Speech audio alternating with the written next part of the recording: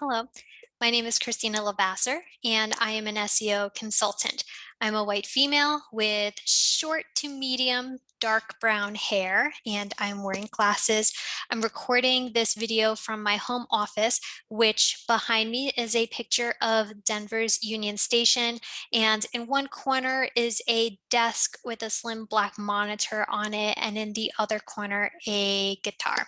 I want to first thank the Bold Blind Beauty team for inviting me to share this video on SEO and accessibility.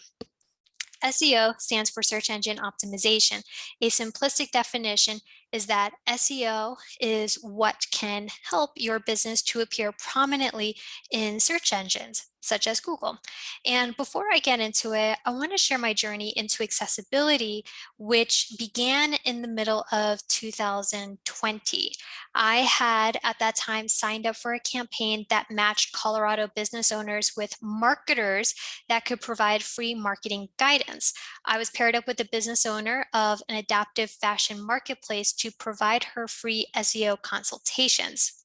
And it was during our chats when I was asking her questions about her business, who her audience is, that I learned how COVID had impacted deaf and disabled people.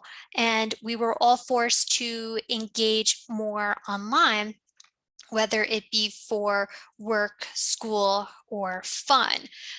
Unfortunately, I learned that the number of websites that are inaccessible is immense. And I even began to realize that the SEO industry had something to do with that. And this will be a hot take, but I believe that SEOs have been part of the problem. But I also believe that SEOs can be part of the solution.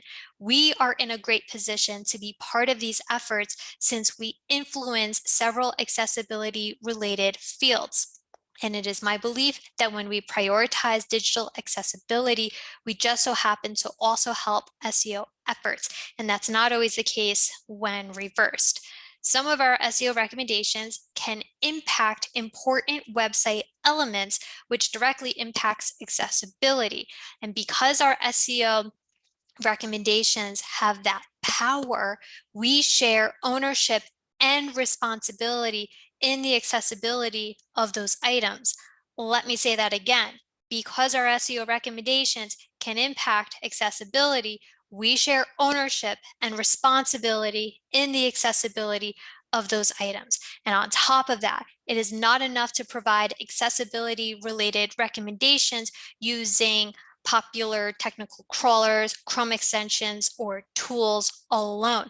We need to include the very people we are trying to support that can audit and conduct actual user testing. And some of the accessibility related fields that SEOs can have an impact on include title tags, headings, links, alt text, and multimedia. And of course, that's not an exhaustive list, but those are some of the biggest ones. Let me break that down. So number one, first up are title tags. These are those blue links that are in Google and the text in the browser tab. These arguably carry a ton of SEO weight, and they are also important for accessibility as they are the first thing a screen reader user hears when a page loads. They need to accurately describe the content of a page, and they should also be succinct. They should be unique, and they should not be left blank. Number two is headings. These are important as they provide semantic structure, not just for search engine bots, but for screen reader users using them as anchors.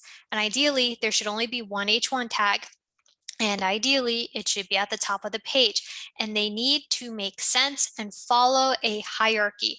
And it's also a really good idea to not have headings skip levels, meaning do not go from an H1 tag to an H5 with nothing in between.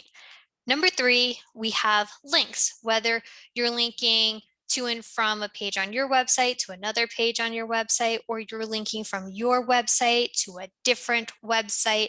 It helps users and search bots to navigate through the web. Links need to make it abundantly obvious as to what the next page is about should a visitor click through. Do not use ambiguous text such as click here and read more. And link text should also be easily distinguishable from surrounding text with at least a 3:1 color contrast. Number 4, we have alt text, and this is the text that describes the image.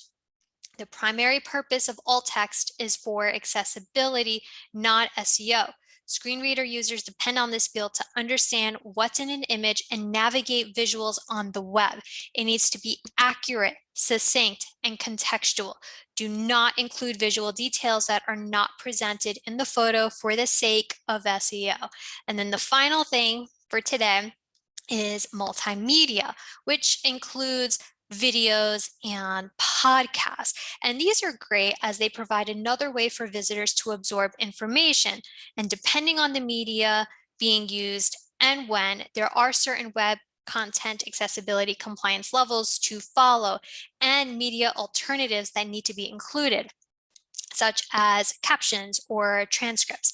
And when crafting this, write out the spoken word verbatim, include the ums.